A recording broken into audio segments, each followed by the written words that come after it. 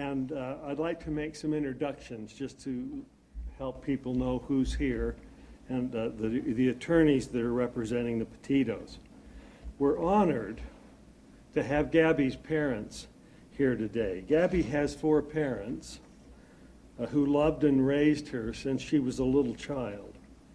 Jim and Tara's loss, and I'll introduce them in a moment, is the same, but their names do not appear in the caption of the lawsuit because of the way the law is written in the state of Utah. If you could just raise your hand, maybe Joe, starting down there. This is Joe Petito, and then Tara. And then we have Nicole, Gabby's mother, and then Jim right there. Okay. There are 2 law firms involved, Parker and McConkie. The lawyers who are representing them from that firm are Brad Parker, Brian Stewart, and Steve Jensen, and myself. Also the firm of Zimmerman Boer, which is an appellate firm. Parker and McConkie is a litigation firm. And Fred Voros, if you'd just introduce yourself, is a member of that firm. He was the retired presiding judge of the Utah Court of Appeals. And we also have Dick Baldwin, who's with us. And Dick is well known for his expertise in the complexities of trial strategy and litigation and presenting issues at the appellate level. It's one of Utah's most respected firms who know and understand the appellate process. We will proceed by making a couple of short statements. I'll make a brief statement, and I'll ask Dick Baldwin to talk to you for a moment about the document that was filed this morning at 8 a.m., the complaint, and briefly just talk about the causes of action. And then Brian Stewart will speak for a moment and make a statement and answer questions about the lawsuit in general. And then we'll take 15 or 20 minutes and have the family respond to questions. However, the family will not answer questions involving the facts of the case. That's off limits. But as you know, there's an ongoing FBI investigation, and our own investigation continues. But they're here to talk about Gabby and their loss and the purpose of bringing this lawsuit. This morning at 8 o'clock, a lawsuit was filed, the primary cause of which is a wrongful death action, alleging that if the Moab Police had followed the requirements of the Utah law, the Utah statutes on domestic violence, Gabby would still be alive today. The family would like me to emphasize that the purpose of this lawsuit is to honor Gabby's legacy by demanding accountability and working for change in the system to protect victims of domestic abuse and violence and to prevent such tragedies in the future. For that purpose, they've established a foundation which has been very successful. And you can ask them about some of the successes that they have had and the things that they have done to make life safer for those who are involved in intimate partner violence. Intimate partner violence and domestic violence is an insidious problem in our society because the signs and the symptoms to a layperson don't seem threatening, and they're often hidden and they go unrecognized. All these signs and symptoms were present when the police interviewed Gabby and Mr. Laundrie in Moab. And although these signs and symptoms are not recognized by members of the general public, they are recognized by police officers who are trained to stop and intervene in these kinds of situations. Many times, they're the last stop on a course of conduct that can lead to serious violence and death. The signs and symptoms were there when the police intervened, but they were not acted upon, even though Utah law required it. Domestic violence is a poison, a silent killer that could very well affect our own lives and our own loved ones. I'll ask Dick now to speak briefly on the causes of action. Thank you, Jim. This case involves a horrible tragedy where the Petito family suffered the ultimate loss of their daughter. And obviously, litigation can't bring Gabby back, but we believe Utah law provides them an avenue for obtaining some form of justice in this case. In the complaint filed this morning, we've asserted a couple of categories of negligence claims. The first category relates to the way that the officers handled the police stop, their encounter with Gabby and Brian, and describes how the officers failed to recognize telltale signs of domestic abuse to be able to see what was really happening here and misidentifying Brian as the victim in this case, when clearly he was not. Additionally, the officers, they manipulated they intentionally sought out loopholes of Utah law to be able to avoid enforcing non-discretionary law in the state of Utah. The second category of negligence claims that we've asserted are directed at the police department level.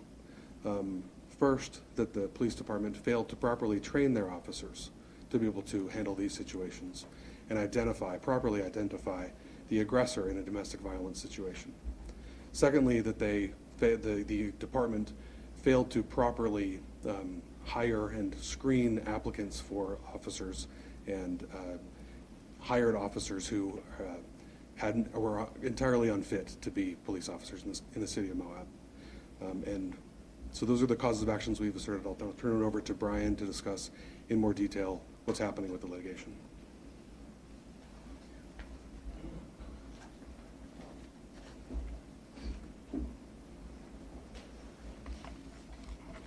Thank you, Dick, and thank you, Jim. We appreciate you being here today.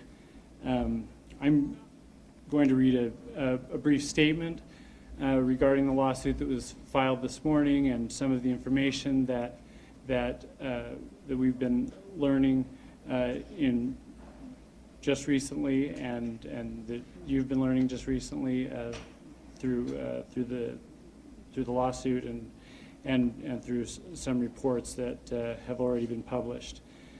And then I will take any questions that you have and give you the best answers that we can now based on the information that we have. It is an honor to represent Gabby here today, and it has been an honor to represent her parents, Nicole and Jim, and Joe and Tara. Their resilience and determination to use their tragedy to effect positive change and save lives has been an inspiration to millions. Gabby's story has already saved many lives by giving victims the courage to report abuse and to leave violent relationships. They did not take this decision to file a lawsuit lightly. Their desire has never been to simply blame police for their loss. They are grateful for the many devoted officers that take an oath to uphold the law, to serve and protect. They relied on these officers to uphold the law, to serve and protect their daughter. However, when it became clear that the officers involved did not fully investigate the threat that Gabby faced and did not follow the law, they knew they owed it to Gabby to demand accountability and change. They will continue to do that difficult work through the Gabby Petito Foundation and through this civil lawsuit. Now, recently, brave witnesses have come forward with other evidence that has come to light that add new dimension and understanding to how the officers performed in their investigation and their treatment of Gabby that day. The witnesses and evidence that have come forward have demonstrated that Officer Pratt himself has been a domestic abuser who has misused authority and threats of violence to control and intimidate sexual partners, making clear why Officer Pratt was fundamentally biased in his approach to the investigation, identifying with Gabby's abuser, ignoring the victim and her injuries, and intentionally looking for loopholes to get around the requirements of Utah law and his duty to protect Gabby.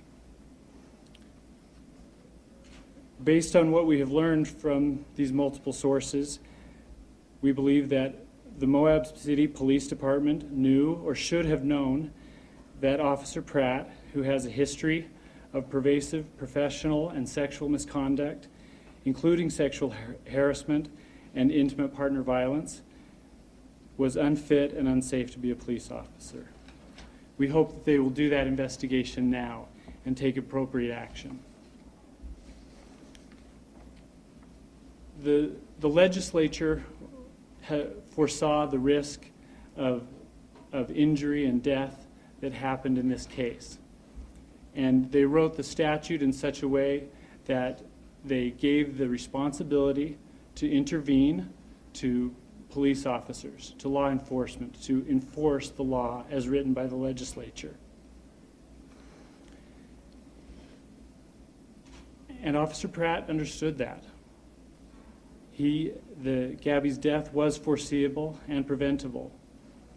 In a chilling description of Gabby's life-threatening situation and a stunning self-indictment of his own decision to find a loophole to avoid enforcing the law, Officer Pratt stated at the scene, "You know why the domestic assault code is there. It's there to protect people. The reason they don't give us discretion on these things is because too many times women who are at risk want to go back to their abuser. They just wanted him to stop, and they don't want to be separated. They don't want him to be charged. They don't want him to go to jail. And then they end up getting worse and worse treatment, and they end up getting killed." Nevertheless, Pratt intentionally chose not to follow the statute and even stated, "I don't care if we use the actual letter of the law." We believe that Gabby would be alive today if he had done his job to enforce the law as written and protected Gabby that day. I'll now take a few questions and do my best to elucidate any points that are unclear. The Supreme Court has a high threshold for law enforcement lawsuits. Are you laying out the case why you believe that you can overcome that? Because the Supreme Court's been pretty adamant. Well, I mean, we believe that these officers in this situation clearly did not follow the law, and it's clear that the statute is not discretionary. It's mandatory that they effect an arrest and intervene when these circumstances are present. And so this wasn't an act of discretion. It was a knowing violation of the requirement of the law. So are you saying that all police departments need to be making arrests in situations like this? I'm saying that use the word mandatory. I'm saying that all police departments need to follow the law as it is written. Since government immunity shields people from torts in Utah, why does statute matter? And can you explain the constitutional arguments on page 4 of the complaint? Right, and I'm going to let Dick answer the questions on the governmental immunity. I think he's the best person to answer those. So without getting too much into the weeds, a unique feature of Utah is that Utah's Constitution, since its founding, has recognized or protected the right of action for wrongful death. And the Utah Constitution provides that that right shall not be abrogated. And so our argument, we believe that Utah law protects a claim, including against officers or people who've been given immunity for acts, including negligence or anything else, that leads to a wrongful death under the Utah Constitution as it was originally understood, and an originalist framework for the Utah Constitution. Are there any other questions with respect to the pleadings or the I wanted statute? to ask about what Moab City said in their statement to us this morning, and that is that no one could have predicted the tragedy that befell Gabby based on that one encounter. How would you respond to that? I would respond to that saying that the legislature foresaw this situation, and that's why they wrote the law the way that they did. And Officer Pratt also foresaw that outcome. Not that it would happen every time, but that it was a potential outcome when these circumstances were present. And he said in no uncertain terms that this is why they don't have discretion to not arrest. And nevertheless, he chose to try and find a way to not follow the statute that day. And so we believe, in response to Moab's statement, that their officers should have followed the law, and that if they had done that, that Gabby would still be alive. Okay. I think we'll probably allow some time to ask questions. You're welcome to address your questions to a particular member of the family. They won't answer questions on the facts of this case, the ongoing investigation, but they will respond on how they feel and why they're bringing this lawsuit. So feel free to go ahead. Are they going to approach the mics or are they going to be? Well, I think if you'll ask the question, then I'll have them come up and stand here, recognizing that you need to have their voices loud and clear. Joseph, can you tell us a little bit about the intentions of this lawsuit? I know James talked a little bit about it, but from the family's perspective, could you talk a little bit about that and why you're doing this, pursuing this?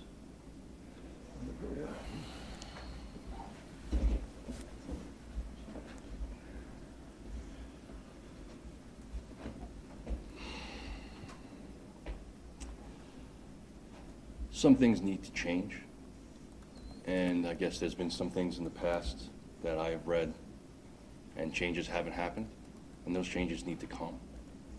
And unfortunately, this is the way that's the best way to have those changes made, and it's that simple. No one here, the four of us, don't want to be here.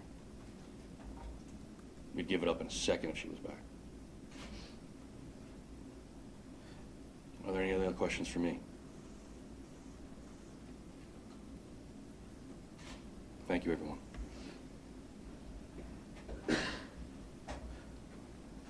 Nicole, could we ask you a couple of questions as well, too?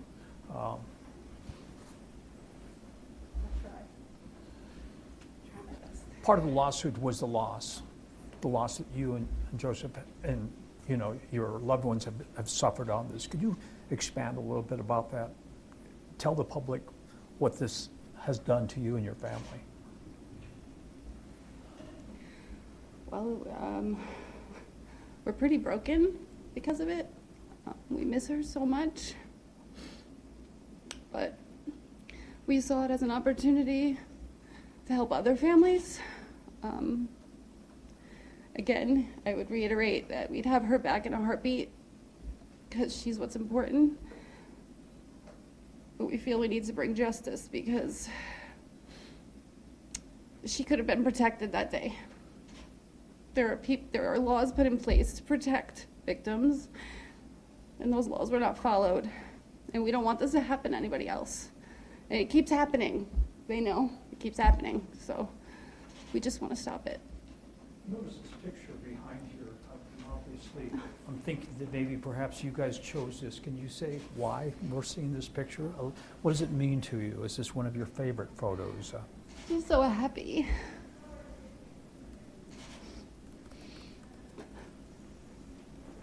She's just happy. That's who she was. That smile. She was a light, and she still is a light. She's helping so many people through us. We have stories. People tell us that her story inspired them to get out of a relationship, or inspired them to change their life and just be a better person and travel, whatever it is. She's inspiring so many people. We're just proud of her. I know this is hindsight, but did she ever give any of you any indication that there was trouble on the horizon?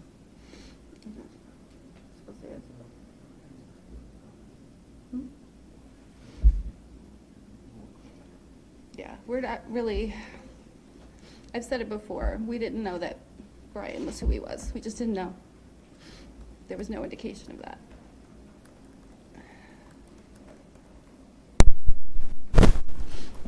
Talk about your foundation. This is something that you guys are very proud of.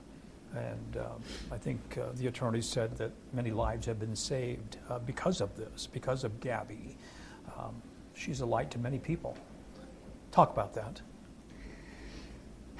We just, like I said, saw it as an opportunity to help people, and through the foundation, we were able to reach millions of people all over the world. And, you know, we're helping other organizations. We're partnering with them that help missing persons as well as domestic violence. We just hope that our foundation can bring the changes needed on that level. As parents, we want to make a lot of changes, and we hope our foundation can help with that. I don't know if there's anything else you want to add to that.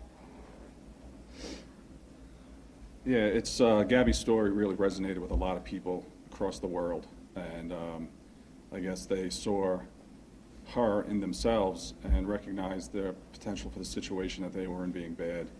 And we've received a lot of messages from people that since we had started the foundation and we started partnering with a lot of these other organizations out there and trying to bring more awareness to the world about it, that it helped recognize that they were potentially in bad situations, and now they're doing better. Initially, when we had started the foundation, we had partnered with the Domestic Violence Hotline. They were one of the first organizations to reach out to us, among others. And they allowed us to put a link on our website directly to their website, where someone could go to them for help 24 hours a day, 7 days a week. They can get online assistance with that. They can speak to somebody right there, and they have additional services they can provide.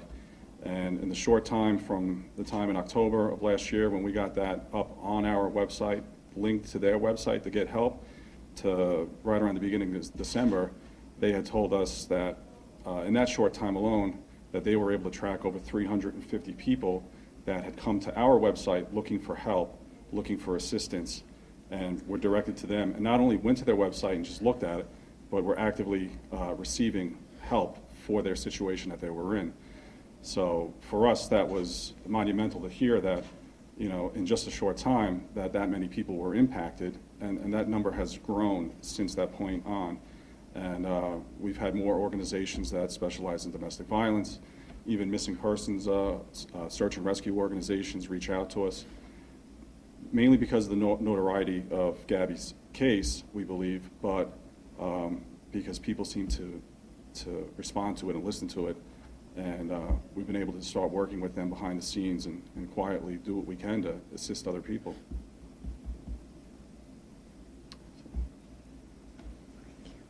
I just want to add something here.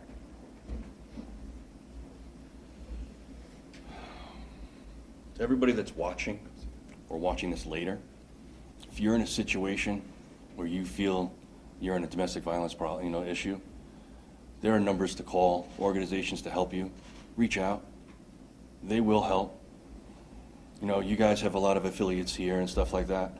I would ask you to go back to them and put up a link to those organizations, whether it be the National Domestic Violence Hotline or a local or national missing person site, so that people can get help, because they are the ones that matter now, and they might not know where to turn. So when they see something like this, because this story resonates with them, hopefully they can get the help and not end up on a picture behind us. So I ask for that from everybody. Thank you. Okay, any other questions? And we'll bring it to a close. Yes. The witness statements that you referenced earlier on the Officer Pratt, is that just witness? Is there other evidence that you can point to his behavior before he was hired?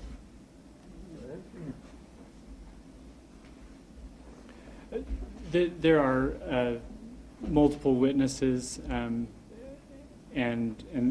they've provided corroborating evidence but that information, but those are not available yet. But we imagine will become available during the discovery process in the litigation. Thanks. You had also mentioned the term $50 million in the lawsuit. Can you talk about damages received specifically? So the number that was put in the notice of claim months ago and then in the lawsuit was $50 million. Ultimately, any damages awarded will be decided by a jury and not by lawyers or by the plaintiffs. We added that number as a symbol of the severity of this problem in our country, and how important that it is, and how grave the loss is that this family has suffered. But the intent of that number is to show the severity of the problem and the gravity of their loss. But ultimately, it will be up to a jury to determine what that number should be. And I'm assuming that number would be used for the foundation. Is there any plans for that the family has? What was that? Well, obviously, no amount of money would compensate them for their loss, but their intent is to use those funds or any funds recovered to help support them in their efforts, which they'll be engaged in for the rest of their lives.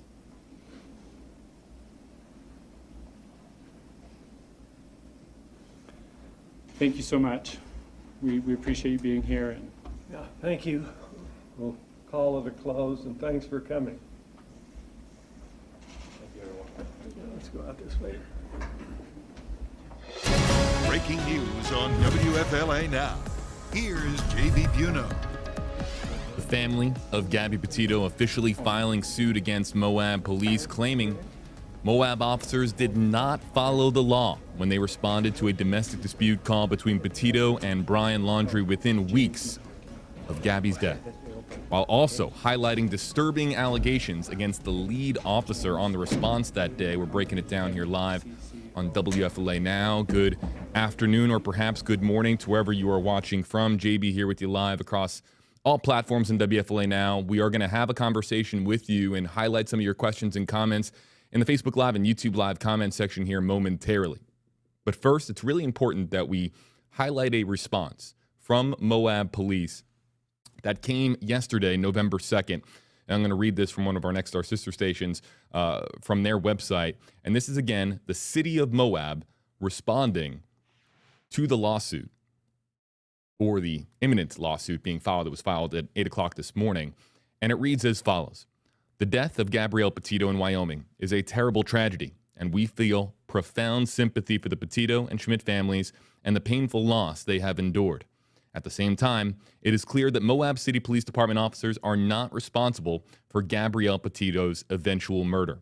Ms. Petito is believed to have died in Wyoming in late August 2021, more than 2 weeks after she and Brian Laundrie visited Moab and interacted with Moab City Police.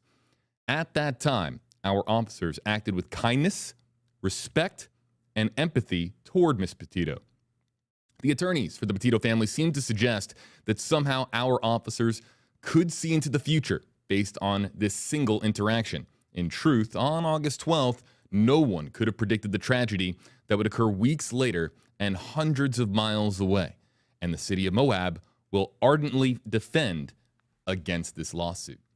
So there is a legal battle brewing. It's really underway between the Petito family, their attorneys, of course, and now the city of Moab for that terrible incident that occurred in Moab again on August 12th of 2021. This video that has been played back countless times. People that have been following the Gabby Petito and Brian Laundrie story, of course, over the last year plus, so familiar with this video, portions of this video.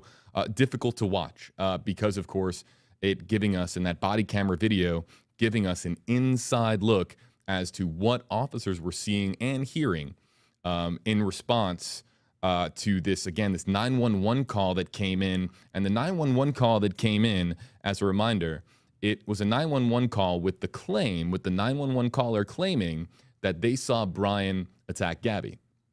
But it was actually after the response from the Moab officers, including Officer Pratt, who we will be talking about here in just a moment.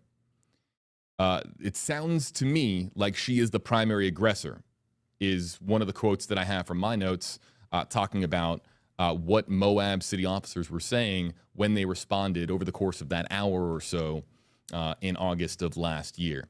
So there's a lot to break down with this lawsuit. I want to remind our audience, you can click on the link in the description on this video.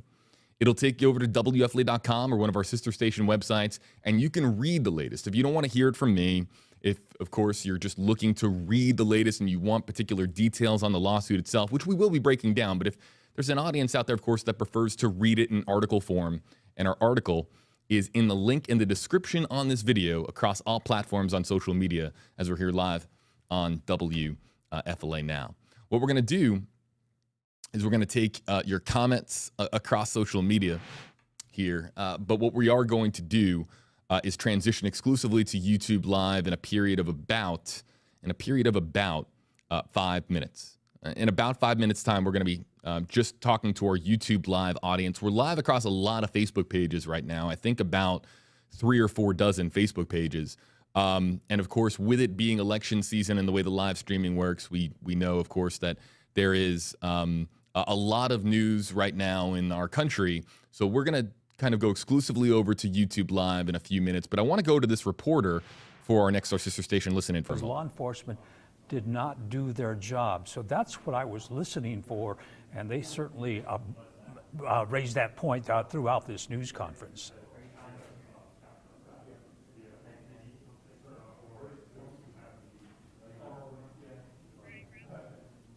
The lawsuit is for $50 million, and they're basically not looking to become wealthy because of this, but they want to be able to use this money later on down the road for the foundation as well.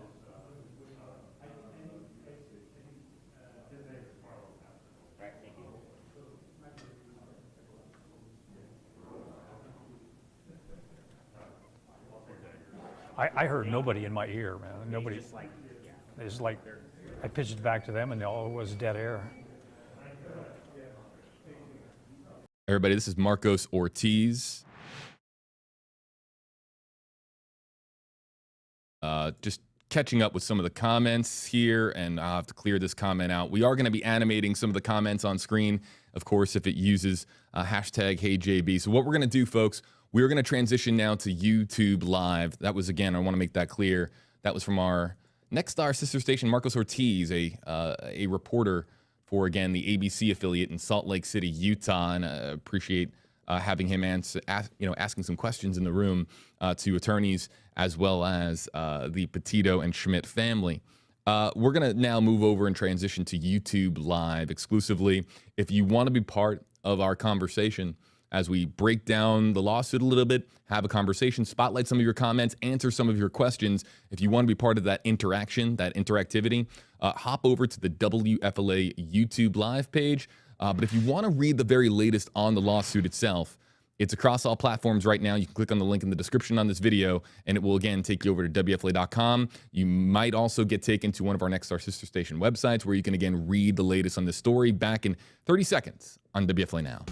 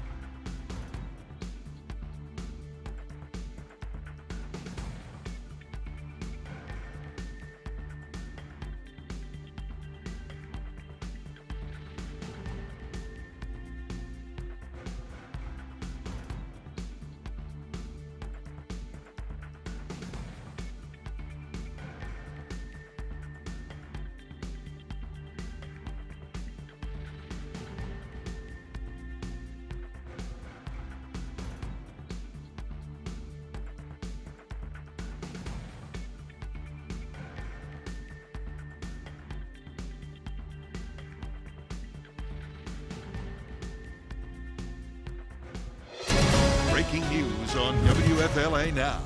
Here's JV Buno. An emotional press conference in Salt Lake City, Utah, as the family of Gabby Petito officially filing lawsuit against the city of Moab, claiming the officers that responded that day in August of 2021, they didn't follow the law when they responded to the call between Gabby Petito and Brian Laundrie. Hey again there, folks. JB here with you live. Now we're going to begin the interactive portion of the live stream, and we're going to talk with you here, and we're going to ask that you start filing in your hashtag HeyJB questions and comments. And what we're going to do here is we're going to break down the lawsuit a bit.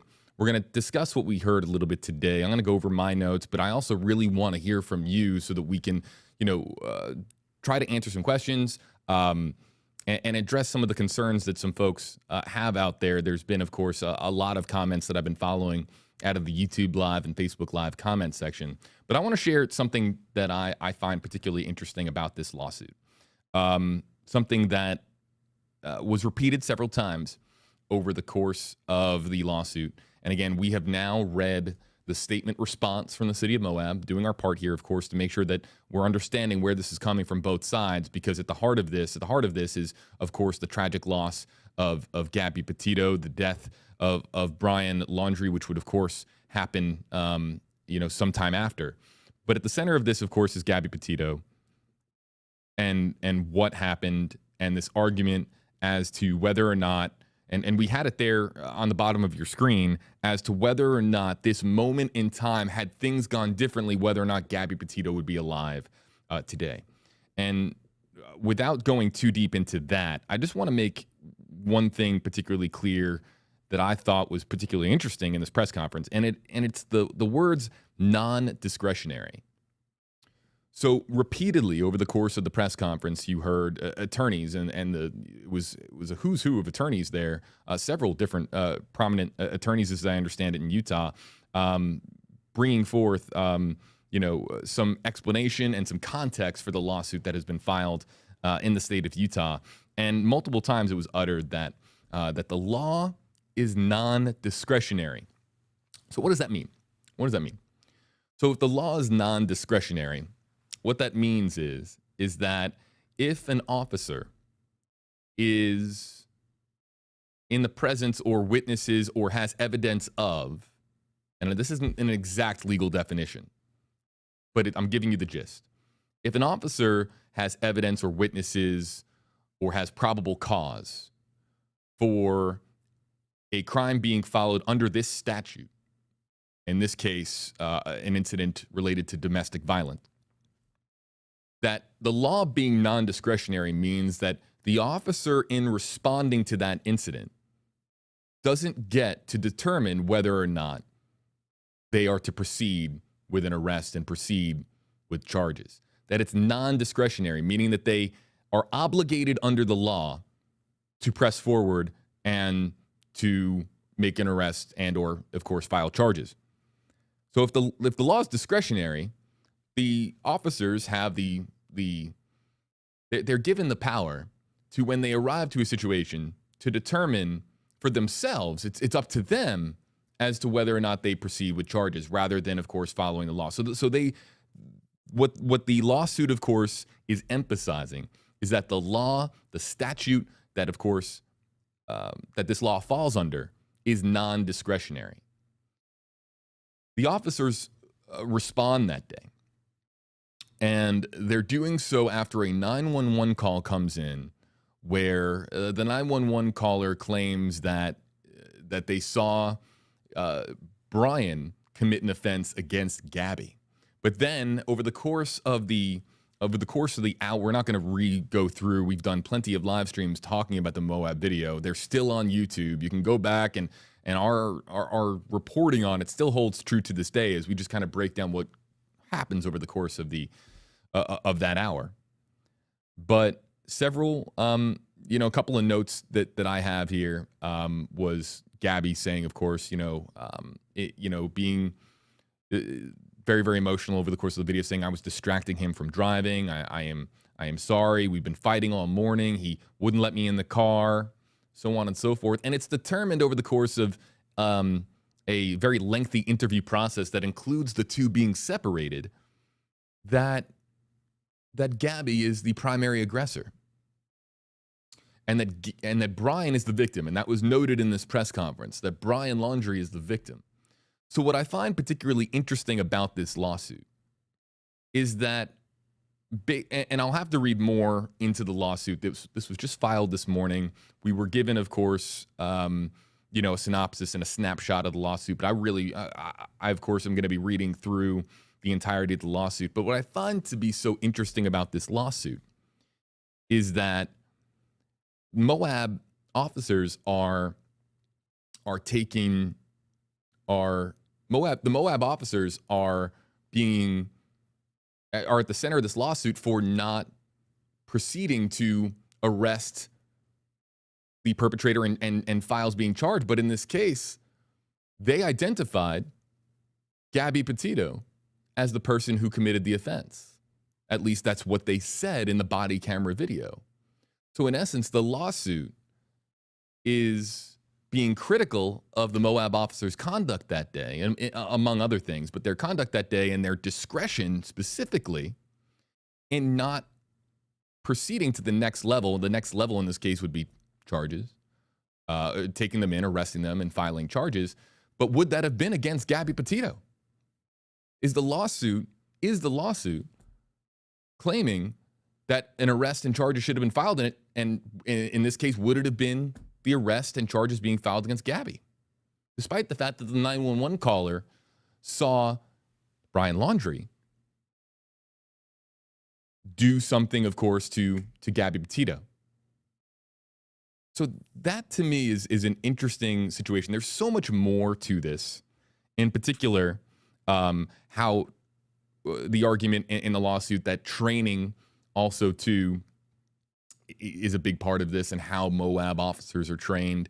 And I know from talking to Gabby Petito's family that they are trying to shine a light on domestic violence situations across the country, and they are trying to be part of the solution and create improvements, not just in Moab, but across the country, and how domestic violence calls are responded to, and also to just how we can be better as a society and prevent more domestic violence from occurring overall. So that, to me, is quite interesting, that the lawsuit is for not proceeding and following the law and proceeding with charges being filed and proceeding with an arrest and taking them into custody. But in this case, would it have been Gabby Petito walking away in handcuffs and Brian Laundrie in that van driving off? And then there's the argument, and this is very subjective, and this, of course, will be at the center of the lawsuit, and this is at the center of the statement that was released, then the question becomes, would that moment of time coming to a different conclusion, a different outcome, would a change in that moment had led to Gabby Petito being alive today? Which I will not be answering that, because that, of course, is so subjective. And I will spotlight some of your comments if you would like. If Gabby Petito, if the officers did not act with discretion that day, and this had led to them back at the police department, in the back of a police car heading back to City of Moab Police, is Gabby alive today? That's a question I can't answer, but I can ask you. You can let us know here in the comment section. Let's get to some of the comments that are coming in. Valerie says, #KJB, if Gabby had been arrested, I think she would have been alive still, or I think she would still be alive, says Valerie. Now, it'd be interesting, of course, to read, of course, the report. Had Gabby been arrested that day, what the report would have looked like, and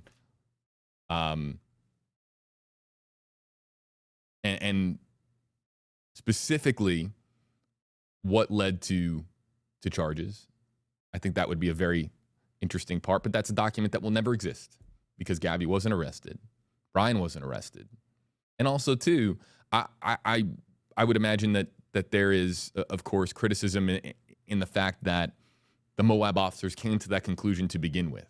Now, Brian is the one, he has a mark on him. You can clearly see it.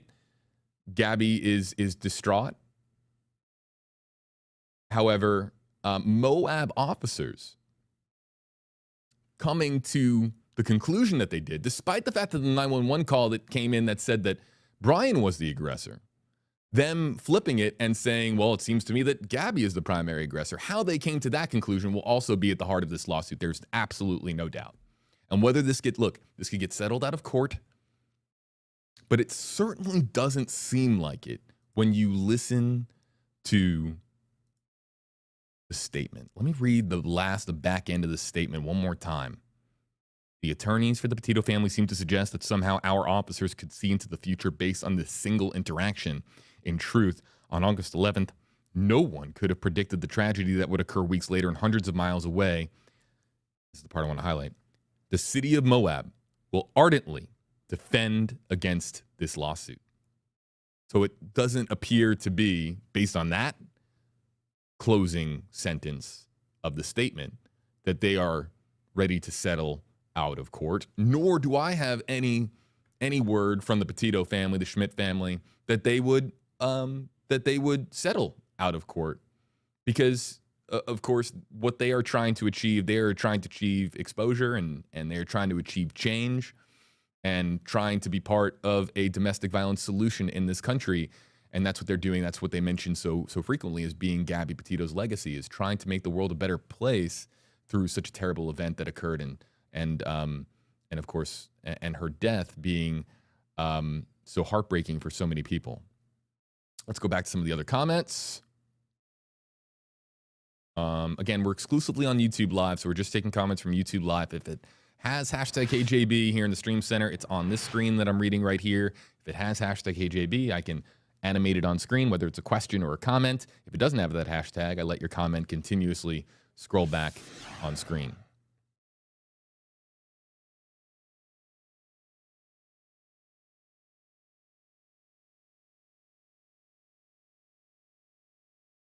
Team Smith, I'm trying to keep things focused on the lawsuit.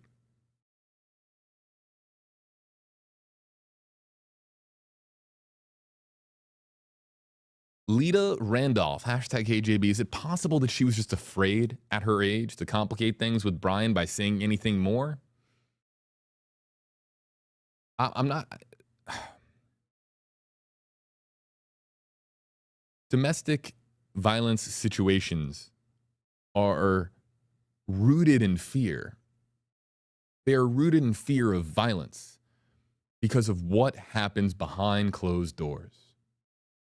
I'm saying this. I'm just saying this generally when it comes to domestic violence. We cover domestic violence more than of course, we don't want domestic violence to be as prevalent of a problem as it is in this country, but we know that most domestic violence incidents, they occur not in public, not when the family is out at the county fair or going to the movies or sitting at their favorite restaurant.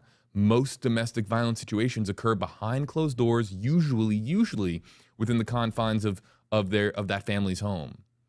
So a lot of that happens when you have the aggressor and the victim isolated and together and alone. And that is when fear sets in, to when that bubble is burst. When others are then around the couple where domestic violence is occurring, whether it's law enforcement or not. When a family, I'm speaking generally here, when a couple involved in a domestic violence situation, even we have Thanksgiving coming up, goes to their Thanksgiving dinner.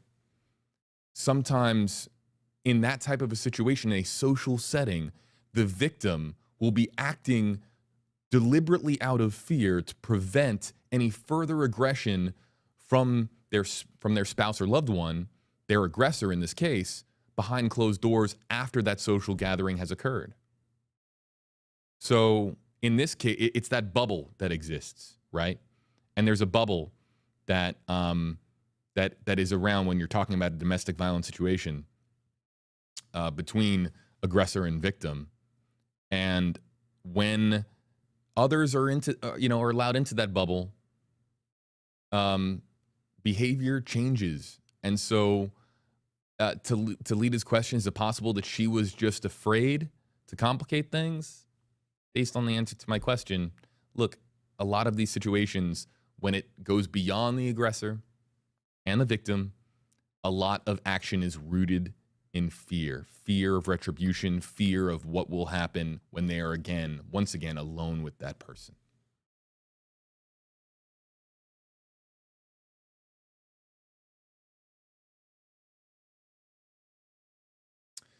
Saltwater pool, #KJB. Gabby would still be alive today if Brian's parents would have helped her, because they knew that Brian was abusive to Gabby. This is an allegation. This is a commenter on an assumption. So I want to make this very, very clear that that there is no evidence, that there is no concrete evidence that Brian Laundrie's parents, who are, of course, now facing they're on the back end of a different lawsuit here in Florida, but there's no evidence that they were specifically aware of abuse to Gabby. You heard Nicole say in this press conference that she didn't know the type of person that Brian really was. She tearfully just admitted that 20 minutes ago. So I want to make that clear to our audience. And also, this is also what we do here on WFLA Now as far as making sure that the narrative stays on track. And while I understand that Saltwater Pool is saying that, wants to express that Gabby would still be alive today, we don't know that to be true. This is the opinion of one of our commenters. Yes, Etheria, #KJB, it's called Stockholm Syndrome. Victim tries to defend the aggressor due to the fear of where the situation could escalate. Yes, that is the official term for it.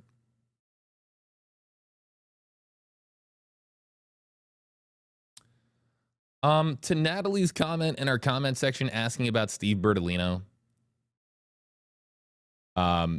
Stephen Bertolino has very little to do. He would, this is my guess, an educated guess from a somewhat educated journalist. Stephen Bertolino would never respond to comment on this situation, especially on behalf of his clients, because this lawsuit really doesn't involve Chris and Roberta really all that much. Not really at all. This is between the Petito and Schmidt family and between the city of Moab and their officers' conduct, their officers, work that day, service that day, and the training that went into it, their choice at treating the situation with discretion, and of course that brings us to where are my notes? Let me get my notebook. That brings us to Officer Eric Pratt. As they say, evidence has come to light that Officer Pratt, who was really the lead officer that day, that Officer Pratt has been an abuser in the past. This is an allegation in the lawsuit that he has a history of disturbing conduct, and that that would, in the opinion of course, those behind this lawsuit, that would disqualify him, if these allegations are true, would disqualify him from being worthy of being a City of Moab police officer.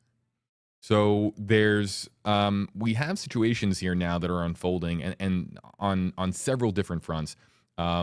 Significant allegations against the officers while they are on duty, a significant allegation against an officer in his own life, and significant allegations of dysfunction, overall dysfunction with the City of Moab Police Department. And this is something that they plan to ardently, again, that's the word that they chose to use, ardently defend against this lawsuit. So there's a whole lot going on with this lawsuit. And let's also mention now that I believe this is the third lawsuit in total that Gabby Petito's parents are filing.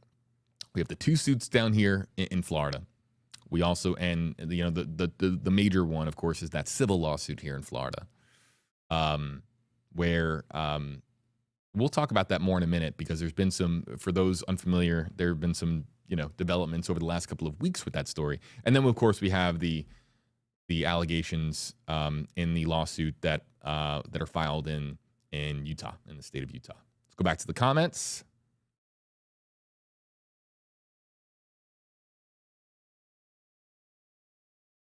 This is interesting. Belle of Amherst, #KJB. What if neither Gabby nor Brian were arrested, but a different protocol was in place for Moab law enforcement to follow?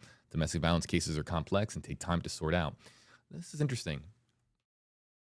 This is, and also why I love what I do, because if I'm on television, I can't talk with you guys. So this is the type of comment that I love to see, because this is a comment that is trying to seek a solution rather than just, highlight the problem. And of course, it's easy to poke at the problem, but here's a solution themed comment. What if that protocol was to take them back to the City of Moab Police Department for someone who is specifically trained in domestic violence situations, and that is their sole focus, their area of expertise, to ascertain as to whether or not there is a domestic violence related threat to either of the two parties or multiple parties, depending on how many people, if kids are involved.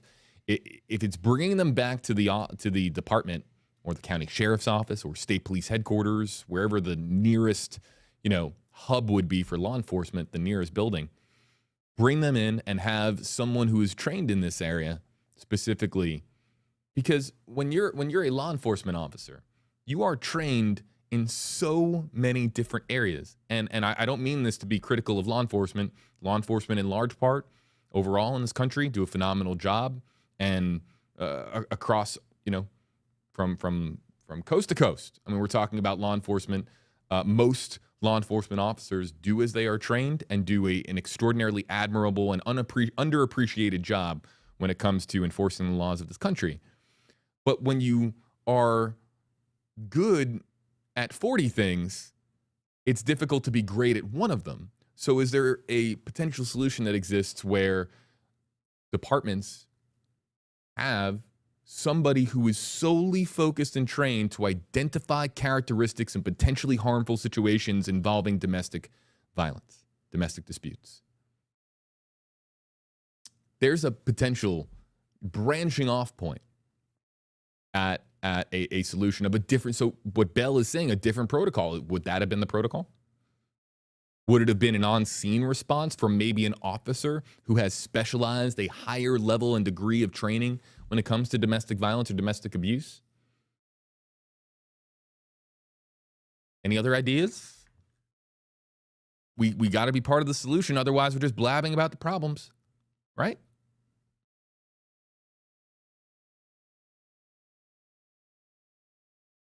This is a great question, Paige. Really great. and would likely be, this would be fleshed out in court in a trial at the center of this lawsuit. But hashtag HeyJB would non-discretionary in a DV call mean going based off of the 911 call and the eyewitness?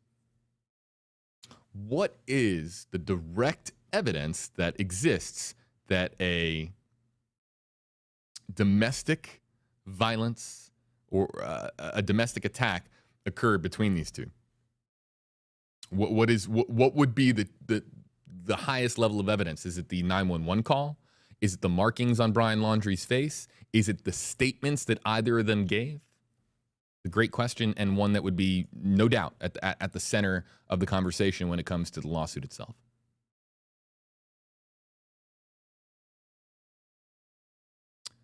This is okay. So this is what I'm talking about. Going nowhere. This is interesting. Talking about solutions. Hashtag HeyJB. One solution maybe after a DV report to get both parties to report to police every day for a month to say, I'm safe. You know where I'm going to go with this, though? How can you guarantee that that is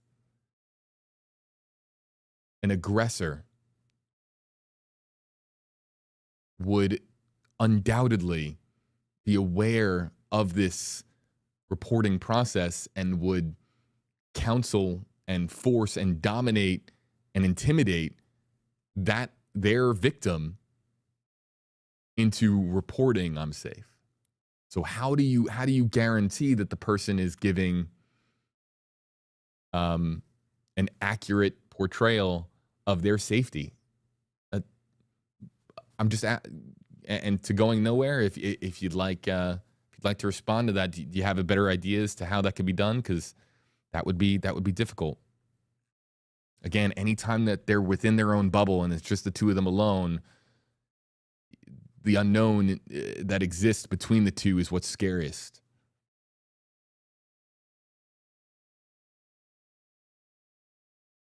Julia, hashtag HeyJB. I feel like the non-discretionary evidence in this case should have been Gabby's uncontrollable sobbing. She wasn't okay. Context clues, people.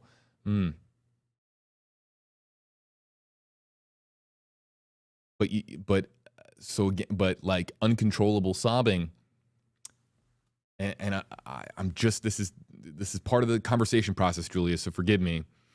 But if police respond to a domestic violence situation and there is a child in the back seat uncontrollably sobbing, is that automatically going to make the dad or the mom in the front seat, guilty of domestic violence?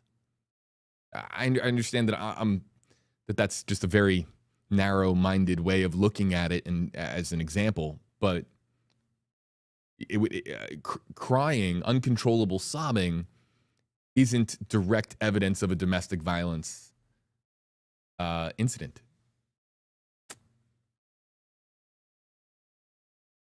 Dawn NJ, hashtag HeyJB. Make the aggressor go to class. You get into a car accident in this country, or you speed. I think it's really more if you speed. If you speed, you go to driver school to learn about why you shouldn't speed. But that's driving, right? That's apples and oranges. It's not a fair comparison, of course, when we're talking about domestic violence. But would an aggressor respond to having to sit through classes to learn as to why domestic violence is poor? I think that most people that would, and this is just I'm just giving you my opinion, I would imagine that most people who commit domestic violence offenses don't see themselves as evil. So, and in need of correcting. They would point to, it was just, one bad night, and I got caught, and this class is stupid. I would imagine that that's how a lot of people who had to go to those types of classes would respond. Maybe I'm wrong.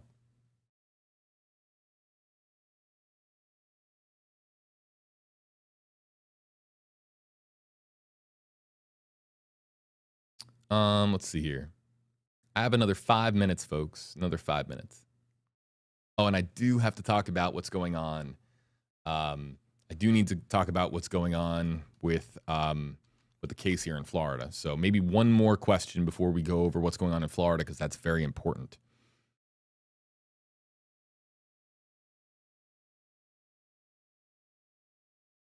I just want to. I'm just going to read this one. Michelle, #AJB. The aggressors don't need glasses. The victims do. How to get out of the situation. Very powerful. It's a very powerful sentiment overall from Michelle. I just want to let that have its moment. Spam comments will not be responded to. The same comment over and over. And a thank you, before I forget, to our moderators for helping enforce our what we expect from our commenters here on our live stream.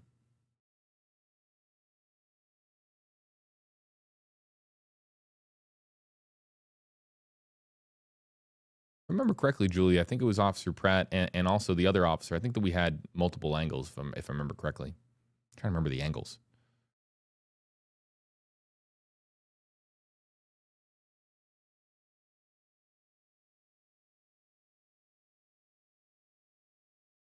Natalie, I don't know the answer to that question. I'm just trying to get through these as quickly as I can.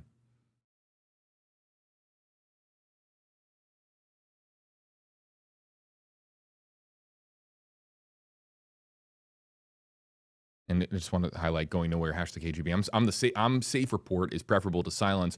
Alarm bells could ring at silence or tone of voice. Oh, that's interesting. So I'm safe. I didn't get that. It is something that you're talking about is vocal. I thought you meant like checking off like something in an app that says I'm safe, but that's very interesting. I like to hear solutions rather than problems. All right, let's talk about Florida. Let's talk about what's been filed in Sarasota County Civil Court, because this is the latest development that we have on the lawsuit front again here in Sarasota County. And I'm just bringing up my notes from that. So Brian Laundrie's parents, Chris and Roberta Laundrie, who are the defendants in this lawsuit, the plaintiffs, of course, being Joe Petito and Nicole Schmidt, a civil lawsuit claiming that the Laundries are responsible for intentional infliction of emotional distress for allegedly overall, just summarizing that the allegation that Chris and Roberta Laundrie were aware that Brian had murdered Gabby and didn't do anything, other than offer a statement through their attorney, Stephen Bertolino, which was at the center of whether or not the lawsuit inevitably was going to be dismissed when it was not dismissed. So this lawsuit in Sarasota County Court between you just saw him there. That was Joe Petito, who you heard during the press conference, Nicole Schmidt, and Chris and Roberta Laundrie, is scheduled to happen in August of next year. So August 2023. But now Brian Laundrie's parents have filed to limit the scope of their depositions. They're seeking to avoid irrelevant matters. They're seeking to avoid annoyance, embarrassment through their deposition. And also what they are trying to do is limit the scope of their deposition to 2 dates between August 27th and September 19th of 2021. Those are the days that Petito, believed to have been killed, and then the day that her remains were discovered in Grand Teton National Park. So the Petito and Schmidt family are, of course, looking, to win this lawsuit. But the deposition process is extremely important because that will be the first time that Chris and Roberta are posed questions for the case. And there was, I want to make sure I have this right. Where's my Twitter? 'Cause I have this in my notes on Twitter. Let's find it. There is a scheduled hearing.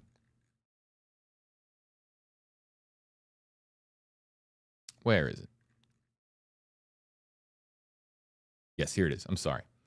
The hearing on the Laundrie's motion to limit the scope of their deposition is November 22nd in Sarasota County Court. Both sides are permitted to appear virtually if they can't appear in person. So there's no way Chris and Roberta Laundrie are going to make it, in person. Though I guess it's always possible they could. But that hearing will be for Judge Hunter W. Carroll to hear whether or not there will be limitations placed on the deposition for Chris and Roberta Laundrie. Those depositions are massive. Massive. And let me explain why.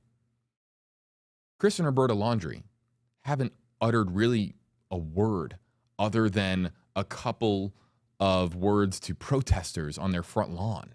They haven't said anything. They have denied every interview request, from myself included. Every single solitary time somebody approaches them to talk and to speak and tell their side of the story, they have said no. They have declined. They do all of their talking through a single person, Stephen Bertolino. Even though they're being represented in Florida by an attorney by the name of Matthew Luca, Mr. Luca is not speaking on their behalf.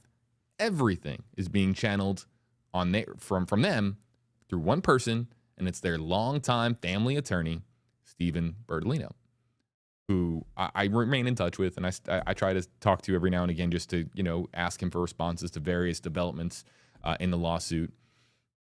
However, those depositions are going to be massive because they will have to, by law, of course, respond to questions pertaining to the allegations in this civil lawsuit filed in Sarasota County Court by Nicole Schmidt and Joe Petito. And no, depositions don't get live streamed. That's not how they work. However, it would be fascinating to hear just some of them for the first time. Fascinating only because we have covered this story so diligently here at WFLA for the last year plus now, and we have heard from so many different parties, but two people that we continue to not have anything from are Chris and Roberta Laundrie, who will have to answer questions. But what kind of questions and whether those questions are limited will be based on that November 22nd hearing. Folks, we are going to wrap it up here. I'll look one last time at some of the comments that we have. Mudcat, #KJB. There is a right to be silent. Yes, of course.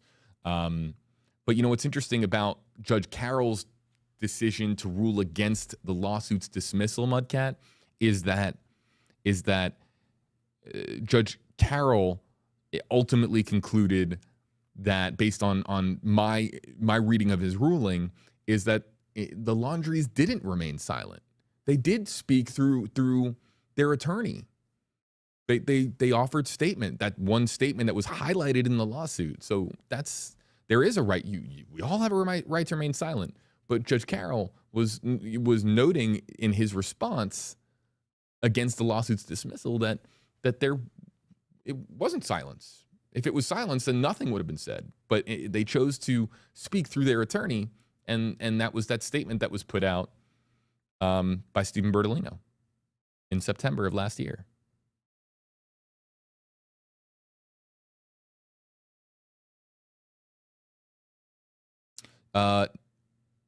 Joe, #KJB, only a civil suit? Were there ever state? No. The FBI was really leading the way on the investigation into the deaths of Brian Laundrie and Gabby Petito. They were leading the investigation on this massive story. And no, they didn't ever proceed with charges. Of course, Brian Laundrie's remains were found in the Carlton Reserve. His notebook confession, which was later released, gave his, in his words, why he killed Gabby Petito. And so, without anyone to file charges against, because the party who would be responsible for Gabby Petito's death is deceased, they did not file any charges. So there's no criminal aspect to this. And also, too, so Joe, you're probably asking, no, I'm not talking about Brian, obviously. I'm talking about Chris and Roberta. Chris and Roberta have never, anything against them has never risen to the level of a criminal offense. Otherwise, criminal charges would have been filed. But the threshold for information in a civil suit is significantly lower. So, and we have this civil lawsuit filed on behalf of Joe Petito and Nicole Schmidt. So yes, to answer your question, yes, it is only a civil suit.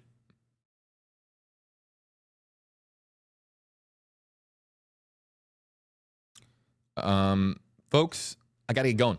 A lot going on here at WFLA at the moment, and doing my work here at the station isn't just on live stream. A lot of it is also behind the scenes as well. Of course, any reporter will tell you that that really most of the work occurs behind the scenes, and then of course we display our work when we turn on our cameras, we turn on the lights, and we speak with you directly. So I have to get going. There's a lot going on here at WFLA today that we got to get to work on. I appreciate you spending some time here with us on WFLA Now. I continue to follow this story on multiple platforms, and I want to make this clear. The Gabby Petito, Brian Laundrie story isn't over. There is still a lot that we do not know about the events that transpired last year. And also, too, if you are somebody who believes that this case is a representation of a larger problem in this country, as Gabby's parents, Nicole and Joe, do, that this is not a problem that, of course, is exclusive to just this couple, that domestic violence is something that occurs across this country and really around the world, there's so much more conversations to be had about how we can be part of the solution and how we prevent domestic violence from continuing to spread from home to home, from couple to couple, from family to family. So there's a lot more to talk about. And I do this through my social media accounts. I think I'm live right now on TikTok, by the way. I have not talked to anybody on TikTok. Apologies. I'm going to hit refresh here, see if there's any commenters on the WFLA-JB TikTok page. It's not loading at the moment, but I'm on Facebook Live. I'm on YouTube Live. I'm on Twitter, Instagram, and yes, I'm live as well on TikTok too. And I'm going to be posting more content to TikTok. So if this is a story that you continuously follow and you're looking for updates, really Twitter is the best place to follow me. And also too, if you appreciate this format where we talk with you and we interact with you, and this is our branch and our venture into interactive journalism. If that's something that you value and appreciate as far as us listening to you, answering your questions, spotlighting your comments, giving your voice a platform to be heard, then you can also follow me, because interactive journalism is a deep-rooted passion of mine, something that I continue to pursue.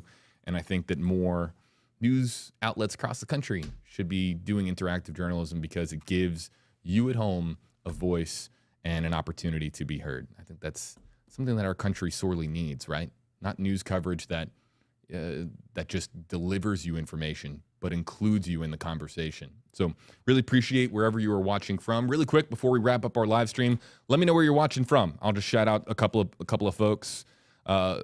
We have an international audience here on YouTube Live, and as we wait for people to comment with exactly where they're watching from, a big thank you to our moderators. Our moderators on YouTube Live are really part of our team here. I'll make that clear to all of you, all of our moderators. You guys are part of our team and part of our family, and we appreciate that, because you help us keep our comment section welcoming and respectful to all. And we really appreciate that, because we want to include your viewpoints and your questions in our comments, in our live streaming coverage. However, at the same time, we have to do so and parse through all your comments, and that's made easier by our terrific moderators. So we've got Julie joining us from Rhode Island. Michelle, our chief YouTube moderator, is joining us from Chicago. Sharon is joining us from Pennsylvania. We've got Teresa from Bradenton, Florida. Man, look at that. We've got Fawn Fox joining us and says, can I get that on screen? They're scrolling in really fast. Oh, no, that's not a nice comment, Randall. See, I misclicked because they were scrolling in too fast. But Randall, I don't appreciate it. Hopefully I win you over someday. On Fox, #AJB, Knoxville, Tennessee, go Vols. Emily Parker is joining us from Birmingham, Alabama. Lisa is joining us from the UK. Kat D is joining us from Dallas, Texas. Man, Atharia is joining us from Romania. Wow. Opposite side of the world. Pretty cool. All right, folks, that's going to do it for us here on WFLA Now. Really appreciate it. And again, the very latest on this story, it is on WFLA.com, the WFLA app. Really quickly, let me say farewell from the Stream Center. And again, remind you that we will have more live streaming coverage on this story and so many others that we cover on WFLA WFLA.com. It's the home base, if you will, for all of our news content. And you can read more on this story right now on WFLA.com. Knott's saying hello from Fresno, California. Holly from Omaha, Nebraska. Kathleen from Virginia. Zooted from California. Katie from New Jersey. Dana from Jacksonville, North Carolina. A lot of love, folks, and we'll see you next time here on WFLA Now.